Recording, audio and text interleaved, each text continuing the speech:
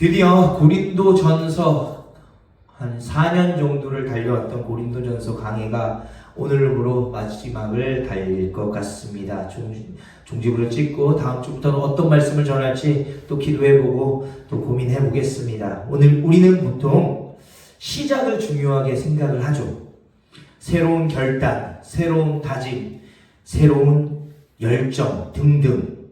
그런데 우리 아마 이런 경험 있지 않을까요? 헬스 등록은 했는데 3일 나가고 안 간 것. 성경을 또 시작했는데 레위기나 모세오경에서 멈춘 것. 새벽기도 결단했는데 알람만 끄고 다시 잔 경험. 네, 이처럼 우리는 시작은 잘 합니다. 그러나 끝을 잘 맺지 못하는 사람들임을 부인할 수 없습니다. 그런데 인생에서 진짜 중요한 건요, 어떻게 시작했느냐가 아니고 어떻게 끝맺음을 했느냐라는 것을 인생을 살아가면서 세월이 가면서 나이가 차면서 새롭게 깨닫게 되는 요즘인 것 같습니다. 오늘 본문은 편지의 끝부분입니다. 사도 바울은 고린도로 보내는 첫 번째 서신을 마무리하면서 놀랍게도 아주 개인적인 그러나 강력한 메시지를 남깁니다. 이 마지막 인사는 단순한 작별 인사가 아니라 신앙의 본질을 압축한 선언이라고 할 수 있을 것 같습니다. 오늘 그 마지막 부분, 4년 동안 달려온 고린도전서를 오늘 이렇게 마무리해 보길 원합니다. 첫 번째, 믿음의 결론은 다시 사랑이다. 22절이거든요. 만일 누구든지 주를 사랑하지 아니하면 저주를 받을지어다. 아멘. 조금 뜬금없죠? 뭔가 갑자기 깊은 곳에서 우러나오는 빡침을 듣는 듯한 느낌이에요. 갑자기 바울이 화를 낸 것 같은 느낌도 듭니다. 잘 나가다가 누구든지 주 예수를 사랑하지 않으면 저주를 받을지어다. 막 화를 내는 것 같은 느낌이 드는 거죠. 지금까지 보여줬던 바울의 모습과는 조금 다른 느낌을 받습니다. 물론 당시 고린도 교회에 존재했던 수많은 문제점에 근거해 봤을 때 이런 말을 한다는 것 자체는 이해가 갑니다. 그러나 지금까지 문제에 대해서 설명하면서도 이런 말을 쓴 적이 거의 없었던 바울이었기에 왜 하필 그런 문제에 대해서 가르쳐 줄 때도 사랑하는 형제들아, 사랑하는 성도들아, 사랑하는 고린도 교회야 라고 말했던 그 바울이 왜 편지의 말미에 와서는 예수를 사랑하지 않으면 저주를 받을지어다 라고 강력하게 이야기하는지에 대해서 조금 의아한 질문이 듭니다. 왜 이제 와서 이러는 걸까요? 왜 여지껏 잘 그렇게 타이르고 구슬르고 가르쳐 주다가 이제 와서 막 이렇게 갑자기 화가 나고 격분한 듯한 저주를 받을지어다 라는 강력한 메시지를 던지는 이유가 뭘까요? 이 부분을 이해하려면 약간의 원어적인 이해가 좀 필요합니다. 아시죠? 저 설교 시간에 원어 잘 이야기 안 합니다. 그런데 이해를 돕기 위해서 이 원어적 이해가 좀 필요하더라고요. 자, 여기서 누구든지 주를 사랑하지 아니하면 이라는 이 사랑, 여기에 해당하는 이 사랑하다라는 단어는요, 아가파오는 주를 향한 사랑, 하나님을 향한 사랑을 나타낼 때 쓰는 단어예요. 그런데 이 주를 사랑하지 아니하면 이 헬라어 원어가 아가파오가 아니고요, 팔레오를 사용했습니다. 팔레오는 뭐냐? 친구나 형제 사이의 사랑. 우리가 흔히 말하는 우정도 될 수 있고요, 뭐 친구 간의 사랑도 될 수 있고요, 가족 간의, 친구 간의, 친지 간의, 형제 간의 사랑을 이야기할 때 쓰는 단어가 이 팔레오입니다. 오늘 주를 사랑하지 아니하면 하는 이 사랑하지 아니하면 했을 때 우리의 생각으로는 상식으로는 당연히 아가파오라는 단어를 써야 될 것 같은데 오늘 바울은 의도적으로 아가파오가 아닌 팔레오를 쓰고 있다는 거예요.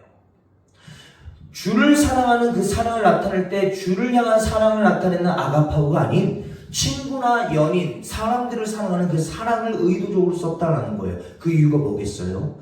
주를 향한 사랑은 반드시 형제나 이웃을 향한 사랑으로 나타나야 하기 때문입니다. 그래서 오늘 바울은 편지를 적으면서 편지의 말미에 예수 그리스도를 사랑하는 그 사랑이 결코 주님만을 사랑하는 사랑이 되어서는 안 된다라는 거예요. 어디로 가야 돼요? 이웃을 향한 사랑으로 다시 확장이 되어야 된다라는 것을 의도적으로 나타내고 있다라는 거예요. 그도 그럴 것이 고린도 교회의 분열, 고린도 교회의 타락, 그리고 말씀에 대한 곡해, 부활에 대한 헷갈림 등등의 문제는 형제와 이웃에 대한 사랑의 결여, 이것을 더 나아가 예수 그리스도를 향한 사랑, 즉 그분에 대한 충성스러운 헌신을 포기한 데서 시작되었기 때문이에요. 다시 정리해 드릴게요. 오늘 고린도 교회가 분열되고 사람 사이에 이간질이 되고 사람 사이에 분열이 나고 사람 사이에 낙심하고 상처받는 일들이 늘어나는 이유는 그 근원에 뭐가 있다? 예수 그리스도를 향한 사랑의 그 근본적인 그 본질이 흔들리고 있기 때문에, 아니 그 본질을 위해서 헌신하기로 결단하는 그 결단들을 완전히 놓아버렸기 때문에, 포기해버렸기 때문에 그 교회 안에 상처받고 낙심되고 패가 갈리고 편이 갈리고 당이 지어지는 그것을 넘어서 이제 부활신앙조차도 헷갈려지는 그런 신앙적인 근간이 흔들려졌음을 이야기하고 있다라는 겁니다. 어디서요? 주를 향한 사랑, 그분에 대한 충성스러운 헌신을 포기한 데서부터 시작되었다라는 것을 의미하는 것이죠. 일찍이 여로보암 2세가 다스릴 때 북이스라엘은요, 보기 드문 영화와 번영을 누립니다. 그 결과 그들이 하나님께 드리는 제사와 절기 역시 기름지고 호화롭고 화려한 것들이었어요. 우리가 흔히 말하는 우리에 있는 것 가장 좋은 것, 우리에게 가장 좋은 것, 가장 그 좋은 것, 먹음직한 것, 가장 으뜸인 것을 하나님의 제단 앞에 드렸다라는 거예요. 여로보암 2세 때 눈먼 것, 저는 것을 드렸던 말라기 선지자 시대 때와는 차원이 다른 호화로움, 화려함, 으뜸, 가장 최고의 것으로 드려진 게 맞아요. 최상의 것, 아름다운 것, 귀한 것만을 그 여로보암 2세 때 북이스라엘 백성들은 여호와의 전에 드렸어요. 그런데요, 생각해보면요, 이러한 제사와 절기와 찬양으로 인하여 하나님께서 영광을 받으셨을까? 기뻐하셨을까? 성경은 아니다라고 증언합니다. 오히려 하나님께서는 이 여로보암 2세 당시에 드려졌던 제사와 절기와 찬양을 향하여 이렇게 말씀하십니다. 아모스 5장 21절부터 23절 표준 세번역으로 읽어드릴게요. 나는 너희가 벌이는 절기 행사들이 싫다, 역겹다. 너희가 성회로 모여도 도무지 기쁘지 않다. 너희가 나에게 번제물이나 곡식제물을 바친다 해도 내가 그 제물을 받지 않겠다. 너희가 화목제로 바치는 살찐 짐승도 거들떠보지 않겠다. 시끄러운 너의 노랫소리를 나의 앞에서 집어치워라. 너의 검은 곳 소리도 나는 듣지 않겠다. 여로보암 2세 때 제사는요, 여호와의 전이 화려했고요, 여호와의 전에 바쳐진 것들을 기름진 것, 살찐 것, 그야말로 초호화로 드려졌던 거예요. 자, 우리가 생각했을 때, 오늘날로 봤을 때 이거죠. 내가 가진 건 최고의 것, 내가 가장 멋있는 것, 가장 으뜸인 것, 가장 비싼 것을 드렸어요. 당연히 하나님이 기뻐하실 줄 알았죠. 그런데 하나님은 그 제사를 집어치우래요. 역겹다는 거예요. 그러면서 하나님이 이렇게 말씀하십니다. 아모스 5장 25절 표준세번역으로 읽어드릴게요. 이스라엘 가문아, 40년을 광야에서 사는 동안에 너희가 나에게 희생제물과 곡식제물을 바친 일이 있느냐? 40년의 광야 생활을 일컬으시면서요, 그 40년 광야 생활 동안에 너희가 나에게 희생제물 드린 적 없고 곡식제물 바친 적 없다. 탓하시는 게 아니에요. 하나님은 지금 그 40년을 그리워하셔요. 너희가 광야 40년 생활 동안에 나에게 희생제물 드린 적 없고 곡식제물 바친 적 없다. 그러나 분명히 이스라엘 백성이 40년 동안 세월 동안 하나님께 제사를 드렸던 기록은 없고요. 하지만 그렇다고 해서 그때 하나님께서 이스라엘 백성을 버리셨냐라는 거예요. 호화로운 것 안 드렸고 못 드렸어요. 40년을 광야에서 사는 동안 그들은 자기 일에 풀칠하기 바빴어요. 그렇기 때문에 그들이 있는 것 중에서 희생제물을 하나님께 드린 적도 없고요. 곡식제물을 바친 적도 없어요. 그런데 그럼에도 불구하고 하나님은 지금 그때를 예배의 샘플로 드리고 예배의 샘플, 진정된 예배의 샘플로 드러내고 있다는 거예요. 하나님께서는요, 이스라엘 백성이 희생제물과 곡식제물을 바치지 않으셨다고 해서 이스라엘 백성들을 내친 적 없으십니다. 이스라엘 백성들을 사랑하지 않은 적 없으십니다. 절대 그렇지 않죠. 하나님 편에서 봤을 때 오히려 호화로운 제사를 드리던 여로보암 2세의 시대보다 광야 40년의 시대가 훨씬 더 좋았다라는 거예요. 그게 더 내가 예배 받은 느낌이었다라는 거예요. 왜요? 그때는 그래도 이스라엘 백성들이 하나님을 향한 사랑이 진정된 마음이었다라는 거죠. 거칠애가 아니고요, 살찐 것을 잡아오든 가난한 것을 드리거든 기름진 것을 드리거나 아니면 드리지 못하거나 하나님은 그것에 주목하고 계시지 않는다는 겁니다. 뭐에 주목하고 계셔요? 그 안에, 진짜 그 안에 나를 향한 사랑의 마음이 여전하냐, 이걸 보시는 거예요. 여로보암 2세의 시대의 그 호화로운 것보다 오히려 하나님은 광야 40년에 드리지 못했던 이스라엘을 더 사랑하셨고 그때 이스라엘 백성을 더 기뻐 받으셨다라는 거예요. 왜요? 그래도 그때는 이스라엘 백성들이 하나님을 향한 마음이 진심이었거든요. 왜요? 그때는 그래도 하나님 한 분의 인도만으로도 너무나도 행복하고 기뻤었거든요. 여러분, 그렇게 완벽한 건 아니었어도요, 그때 이스라엘 백성에게는 하나님을 사모하는 마음이 있었습니다. 하나님이 너희가 잘못했다 그러면 그들은 순종할 줄 알고 죽을 줄 알았고 하나님의 처분에 맡길 줄 알았어요. 그러나 여로보암 2세 때는 그러지 못했어요. 자기들의 판단이 우선이었고 자신들의 지식이 우선이었습니다. 그래서 호세아 선지자를 통해서 하나님 뭐라고 말씀해요? 너희가 하나님을 아는 지식이 없어서 망하는 도다라는 거예요. 가진 것 없다 하더라도, 집도 먹을 것도 충분하지 않았던 곳이었다 하더라도 하나님을 진심으로 찾고 애절하게 부르짖던 마음이 있었던 곳, 그곳이 광야였기 때문입니다. 적어도 그때 그들이 가지고 있던 하나님을 향한 마음은 본질 그대로의 마음, 즉 사랑이었다는 거죠. 어떤 커플이 있었습니다. 처음에는 밤새 통화도 하고 메시지 오면 바로 답도 하고 하루 종일 서로 생각합니다. 그런데 시간이 지나니까 일식, 대화 없음, 만나도 핸드폰만 보고 겉으로는 연인인데 실제로는 아무 감정이 없어지는 경우가 상당합니다. 왜요? 익숙해진 거죠. 소중함이 소중함을 안 느껴지는 거예요. 그나마 이런 거면 다행이죠. 만약 둘 사이에 사랑이 식은 거라면, 만약 둘 사이에 사랑이 변한 거라면, 변질된 것이라면, 그땐 정말로 돌이킬 수가 없게 되는 것입니다. 여러분, 혹시 오늘 우리의 신앙 상태가 이런 모습 아닙니까? 예배는 드리는데 감동은 없고, 기도는 하는데 마음이 없으며, 찬양은 하는데 내 마음이 강팍해졌다, 내 눈빛이 죽어있다. 뭐예요? 관계는 하고 있는데 사랑은 없는 상태예요. 뭐예요? 본질이 빠져있는 거예요. 본질이 변질돼 버린 거죠. 사랑하는 행복누리 여러분, 신앙은 형식이 아니라 진심입니다. 그 진심 어린 사랑의 마음 하나님이 아시더라고요.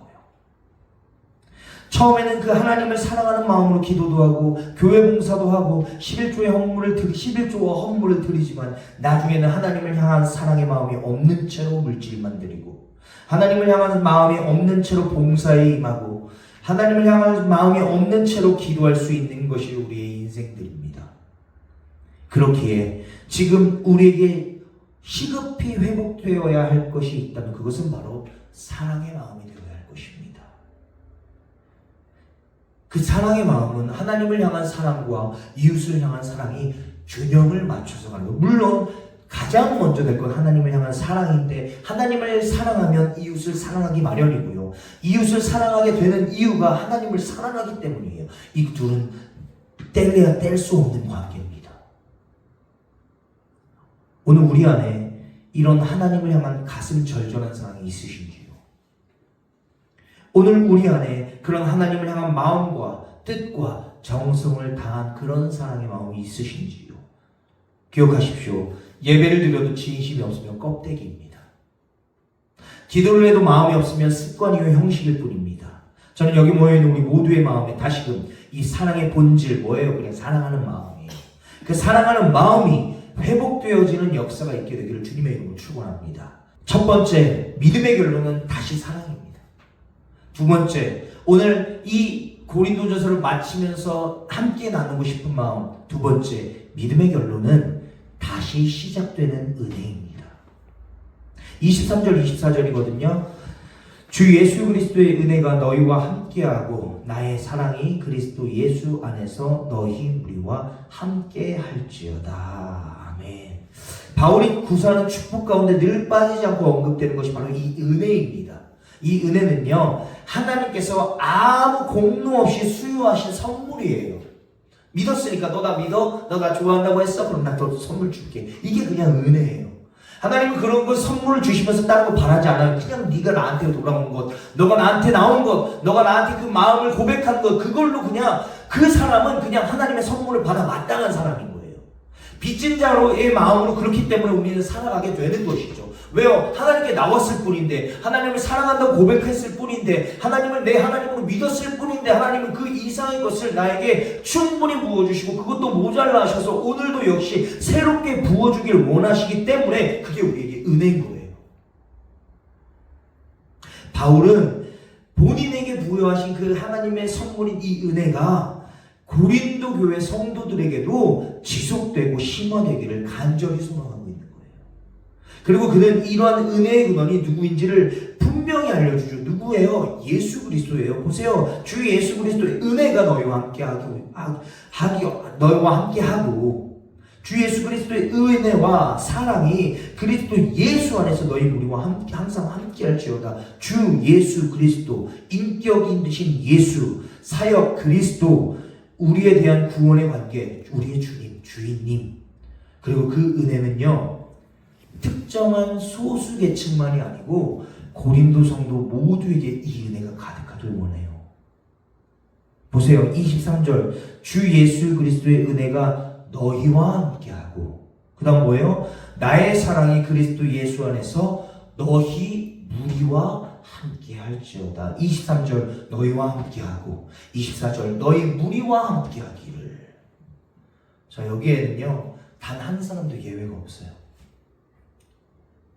바울의 사도직을 의심했던 고린도 교회 성도도, 게바파라고 아볼로파라고 또한 그리스도파라고 당지었던 고린도 교회 성도도 다 포함되는 거예요. 그를 서운하게 한 사람도 다, 모두가 다 주님 안에서 복받기를 축원하고 있습니다. 왜요? 우리의 신앙은 결국 은혜로 시작해서 은혜로 끝나기 때문입니다. 우리가 여기까지 온 이유도, 우리가 여기까지 온 것도 주님의 은혜, 지금 살아가고 있는 것도 주님의 은혜, 앞으로 살아갈 것도 주님의 은혜. 사도 바울은 이미 은혜를 충만히 받았고 그것을 베풀길 원해요. 그것을 나누길 원해요. 그렇기 때문에 나를 섭섭하게 하고 나를 서운하게 하는 그 고린도 교회 성도들을 안을 수 있는 거예요. 왜? 이미 나는 사랑받기 글렀던 사람이 주님의 사랑 안에서 은혜 받은 자로 너희를 품고 너희와 함께 사역하고 너희와 함께 신앙생활을 할 수 있다는 것 자체만으로 그냥 은혜니까. 그들이 나를 섭섭하게 하고 그들이 나를 서운하게 하는 것보다 더 큰 게 하나님의 은혜. 그게 다 덮어주는 거예요. 다 모른 척하게 되고 다 그것을 감싸 안게 되는 거예요. 우리 아이들을 보면 그렇잖아요. 온유선유 잘못했을 때, 잘못했을 때 뭐면 끝나요? 엄마 죄송해요, 아빠 죄송해요. 그거는 그냥 다 덮는 거예요. 왜? 걔네들이 우리에게 준 그 사랑들을 이미 우리는 경험을 했으니까. 사랑하는 믿음의 동역자 여러분, 혹시 오늘 우리 가운데 이런 생각하는 사람이 있을까요? 나는 왜 이 모양일까? 나는 신앙이 왜 이렇게 약할까? 나는 왜 늘 이렇게 넘어지고 자빠지는 걸까? 하나님 앞에 나아갈 명목이 없다. 그때 부디 이 사실을 기억하시길 바랍니다. 신앙은요, 내가 잘하는 것을 붙드는 것이 아니라 하나님의 은혜를 붙드는 관계에 붙들려 있는 거예요. 내가 잘하는 것을 붙드는 것이 아니라 하나님의 은혜를 붙들려고 어떻게든 몸부림치는 그 관계 속에 붙들려 있는 거예요. 그 몸부림만 있다면, 그 죄송함만 있다면, 그 죄책감만 있다면 하나님 앞에 나올 수 있는 자격 충분히 된다라는 겁니다. 교회는 그래야 할 거예요. 부족한 사람이 있더라도, 상처 많은 사람이 있더라도, 문제 있는 사람이 있다 하더라도, 상처 많고 문제 많고 부족한 나를 주님께서 받아주셨으니까 나도 그들을 있는 그대로 받아줄 수 있는 사람들이 모인 공동체가 바로 교회가 되어야 할 것입니다. 그럼에도 불구하고 함께 가는 공동체, 그럼에도 불구하고 그들이 사랑할 수 있고 서로 기댈 수 있으며 은혜 안에서 또 일어설 수 있도록 위로해주고 격려해주는 공동체, 그게 바로 교회 공동체가 되기를 소망합니다. 말씀을 정리합니다. 당시 고린도 교회는 문제가 많은 교회였습니다. 사도 바울은 고린도 교회에 대해 섭섭한 감정도 많았을 겁니다. 하지만 그는 교회의 문제를 일일이 시정해 주는 것만으로 그치지 않고 마지막으로 그들을 향해 열렬한 마음으로 무난 인사를 전합니다. 주를 사랑하고 서로 사랑하라. 서로 무난하며 은혜 가운데서 다시 일어나라. 여러분, 성도는 서로를 존중해야 합니다. 오늘 우리도 이 세 가지를 좀 붙잡읍시다. 나는 주님을 진정으로 사랑하고 있는가? 주님을 향한 사랑은 형식이 아니라 관계입니다. 두 번째, 나는 은혜로 살고 있는가? 정죄가 아니라 은혜입니다. 세 번째, 나는 사람을 사랑하고 있는가? 판단이 아니라 사랑입니다. 사랑하는 성도 여러분, 그리고 믿음의 동역자 여러분, 사람은 끝을 보면 압니다. 마지막에 무엇을 하는가? 마지막에 무엇을 말하는가? 마지막에 무엇을 붙드는가? 사도 바울은 오늘 고린도전서의 마지막을 정리하며 이렇게 말합니다. 사랑, 은혜, 그리고 다시 사랑. 저는 여기 모여있는 우리 모두의 신앙도 이렇게 되기를 바랍니다. 열심으로 시작했지만 사랑으로 끝나고, 부족함이 많았지만 은혜로 마무리되는, 그래서 결국에는 은혜와 사랑으로 끝맺는 인생, 그 인생들이 되시기를 주님의 마음으로 간절히 부탁을 드립니다.